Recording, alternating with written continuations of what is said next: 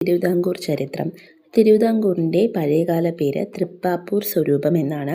തിരുവിതാംകൂറിലെ രാജാക്കന്മാരെ വഞ്ചി ഭൂപതി എന്നറിയപ്പെട്ടിരുന്നു. തിരുവിതാംകൂർ രാജവംശത്തിൻ്റെ സ്ഥാപകൻ അനിഴം തിരുനാൾ മാർത്താണ്ഡവർമ്മ. തിരുവിതാംകൂറിലെ മുഖ്യമന്ത്രിമാർ അറിയപ്പെട്ടിരുന്നത് ദിവാൻ അല്ലെങ്കിൽ ദളവ എന്ന പേരിലാണ്. തിരുവിതാംകൂറിലെ രാജാക്കന്മാരെ ശ്രീ പത്മനാഭദാസൻ എന്നും അറിയപ്പെട്ടിരുന്നു. തിരുവിതാംകൂറിലെ പട്ടാള സൈന്യത്തിനെ പറഞ്ഞിരുന്നത് നായർ ബ്രിഗേഡ് എന്നാണ്. തിരുവിതാംകൂറിലെ ദേശീയ ഗാനം എന്ന് പറയുന്നത് വഞ്ചിഷമംഗളമാണ്. ഇനി തിരുവിതാംകൂറിൽ എഴുതപ്പെട്ട ആദ്യത്തെ നിയമസംഹിത എന്ന് പറയുന്നത് ചട്ടവരി ഓലകളാണ്. അത് എഴുതിയത് മൺറോ പ്രഭുവാണ്, കേണൽ മൺറോയാണ്.